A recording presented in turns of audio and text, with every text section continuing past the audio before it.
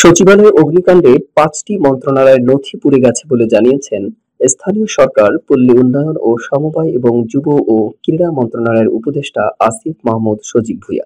তিনি বলেন, যুব ও ক্রীড়া মন্ত্রণালয়ের নথি অনলাইনে থাকায় সেগুলো পাওয়া যাবে। স্থানীয় সরকার মন্ত্রণালয়ের নথি যেসব পুড়ে গেছে সেগুলোর কতখানি পাওয়া যাবে সেগুলো তদন্ত করলে জানা যাবে। বৃহস্পতিবার সন্ধ্যায় রাজধানীর ফরেন সার্ভিস একাডেমিতে সমসাময়িক বিষয়ে ব্রিফিংয়ে সচিবালয়ে অগ্নিকাণ্ডে ক্ষয়ক্ষতির বিষয়ে এসব তথ্য জানান তিনি। আসিফ মাহমুদ বলেন, সাবেক মুখ্য সচিব তোফাজ্জেল পিরোজপুরের একটি প্রকল্পে অর্থ লোপাটের প্রাথমিক প্রমাণ মিলেছিল। সেই নথিগুলো পুড়ে গেছে, তবে পিরোজপুর থেকে আবারও সেগুলো উদ্ধারের চেষ্টা চলছে। এ সময় পরিবেশ উপদেষ্টা সৈয়দা রেজওয়ানা হাসান বলেন, সচিবালয়ে আগুন লাগার ঘটনা সরকার খুবই গুরুত্বের সঙ্গে দেখছে। এখানে আমাদের নিরাপত্তার বিষয় জড়িত এবং রাষ্ট্রের অনেক গুরুত্বপূর্ণ নথি থাকে।